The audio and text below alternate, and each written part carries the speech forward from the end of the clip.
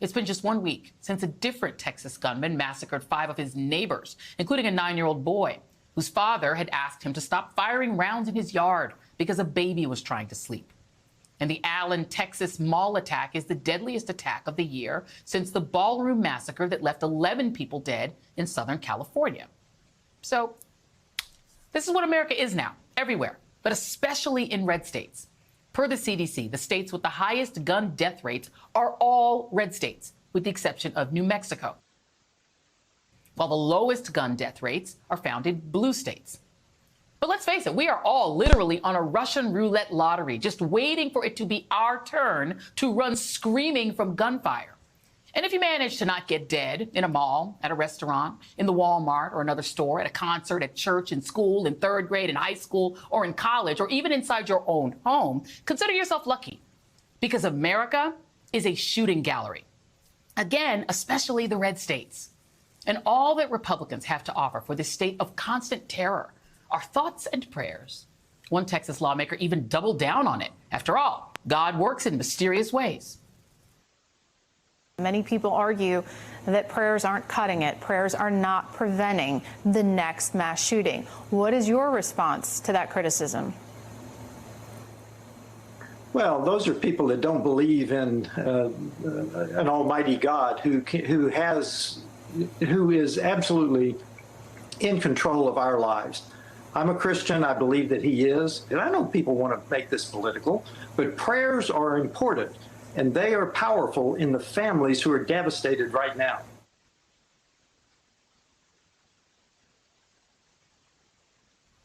And here's the response of Dean Cain, former actor, and let's face it, the worst Superman, who also sits on the board of the NRA, the premier death merchant in America, in that it owns, lock, stock, and barrel, an entire political party whose members have been trained to love guns more than they love your or even their own children. Cain tweeted in response to the Texas mall shooting, quote, "I prefer dangerous freedom over peaceful slavery." Perfect encapsulation of the NRA and Republican point of view. Unless you think Cain is smart enough to have composed that line, you should know that he was quoting Thomas Jefferson, who actually wrote it in Latin, "Malo periculosum libertatem quam quietum servitutum." In 1987, Jefferson was writing to his fellow slaveholder, James Madison, about Shays' Rebellion, a violent uprising by Massachusetts farmers that began the previous year. The farmers, led by a man called Daniel Shays, a veteran of the Revolutionary War, were debt-ridden and opposed the excessive Massachusetts property taxes and penalties imposed upon them after the war.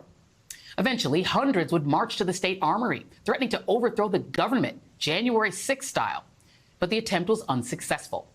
Jefferson's attitude about all of that was, "I hold it that a little rebellion now and then is a good thing, since at least liberty and democracy were better than monarchy." Jefferson think that about the liberty of the men, women, and children he enslaved, including the teenager he was serially raping. A little rebellion by them would have brought on a whipping. But I digress. At that time that Jefferson wrote that line, that Dean Cain would later use to demonstrate his callousness toward dead children at a mall, there was no Second Amendment because there was no U.S. Constitution. America was still under the Articles of Confederation. George Washington wouldn't become president of the United States until the actual Constitution was enacted in 1789. And the precious Second Amendment wouldn't even be adopted until 2 years after that, in 1791, in the shadow of yet another violent citizens' rebellion, the Whiskey Rebellion in Pennsylvania, which was also about high taxes. George Washington was so enraged by the Shays' Rebellion that he wrote letters excoriating these kinds of armed uprisings, saying in one letter to his military aide, David Humphreys, quote, "Commotions of this sort, like snowballs, gather strength as they roll, as if there is no opposition, in the way to divide and crumble them. I am mortified beyond expression that in the moment of our acknowledged independence, we should by our conduct verify the predictions of our transatlantic foe and render ourselves ridiculous and contemptible in the eyes of all Europe." How ironic that today we find ourselves rendered ridiculous and contemptible in the eyes of all Europe due to our gun massacres. The founders that Republicans worship hated rebellions, farmers' rebellions, slave rebellions. And they wrote in an amendment designed to quell them, not to encourage them, by writing into law the state militias that all white men in the 13 states were required to serve in, with their privately held muskets. Shays' rebellion was put down when a group of wealthy Boston merchants put together a militia to put down the revolting farmers. The Second Amendment was written to ensure public order, not public chaos. The author of the Second Amendment, as it turns out, was Jefferson's slave-holding pen pal, James Madison. The idea that its intention was to encourage more uprisings like January 6th, as some Republicans have hinted, is ridiculous. The idea that it was written to make mass shootings possible in a future these men of the 18th century couldn't possibly foresee is evil. Because what Republicans are basically saying is that their precious Second Amendment is a suicide pact, a murder pact, and a national consent to get slaughtered at the mall. Joining me now is Democratic State Senator Roland Gutierrez, whose district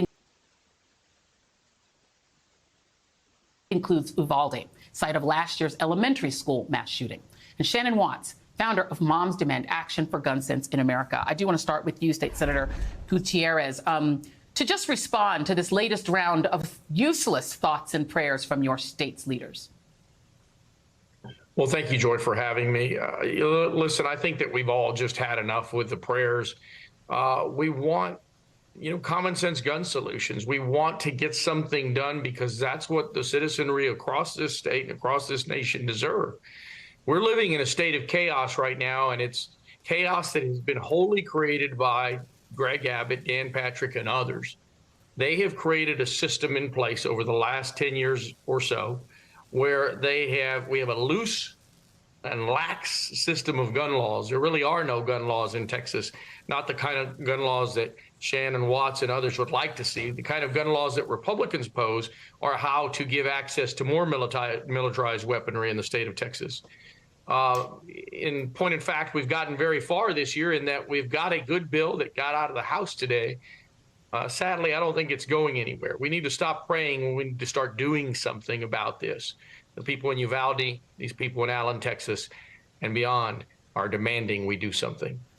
And to talk about that bill, to stay with you for a second, Senator, so this was a surprise bill. After this shooting, the Texas House panel has okayed a bill that would raise the age to buy semi-automatic rifles. What people, I think, across the country don't understand, that gun regulation really applies to pistols.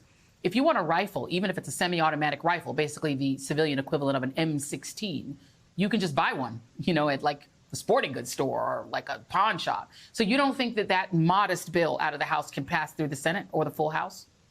Well, sadly, as you just said, Joy, we have an age limit on handguns. We have no age limit on AR-15s.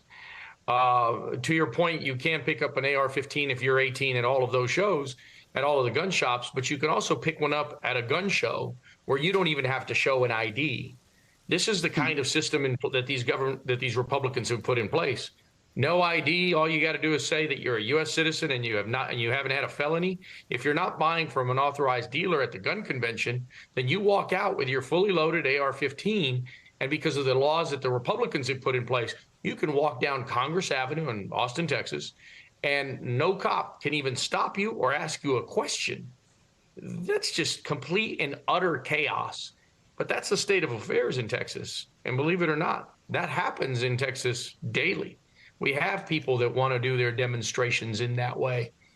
We're completely lost. It's sad, but I don't think that this bill is going to go any further.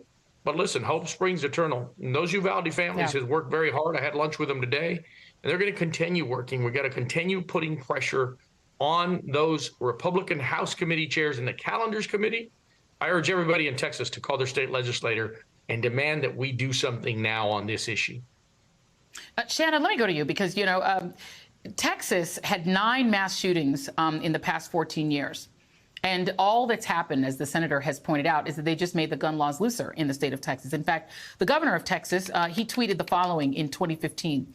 I'm embarrassed. Texas is number 2 in the nation for new gun purchases behind California. Let's pick up the pace, Texans. And he put the tag, the NRA, in that. And to that point about the AR-15, I mean, if more guns made the state more safe, as you have tweeted, Texas would be the safest state in the union. It said it is the massacre capital of the world, not just the United States. Eugene Stoner, who invented the AR-15 in the late 1950s, and this is what his family said, had no interest in civilians using his invention, according to C. Reed Knight, who considers Stoner his mentor. He looked at this thing as only for the military side of the house, Knight said, adding that Stoner would have been horrified by the idea that he invented the tool of all this carnage in the schools. This was invented for the military, and yet if you have a mind to do a mass shooting, you can pick one up on your way to the mass shooting without any background check. Your thoughts on the fact that that is the state of affairs Republicans would like to continue forever? Well, I mean, that's the reporting that's coming out now about the mass shooter in Allen, Texas, that in fact his guns were bought by an unlicensed seller, probably without a background check. Millions of guns are sold this way in this country every year because of that loophole that exists that we need to close at a federal level. We have closed it in over 20 states, but at the same time, the NRA is going state by state and passing something called permitless carry, which recently passed in Texas, which means you can carry a hidden loaded handgun in public with absolutely no background check, no permit, and no safety training. And as you said, if more guns and fewer gun laws made us safer, Texas would be the safest state in the country. Instead, they're home to half of the deadliest mass shootings in this country. And gun homicides in the state of Texas have gone up 90% in the last decade. When will the guns make us safer? The answer is never. And lawmakers know that. They want to debate prayers. They want to debate mental illness. They want to debate evil. The reality is that we are giving citizens unfettered access to arsenals and ammunition. And that is why we have a 25 times higher gun homicide rate than any peer nation. It is the guns.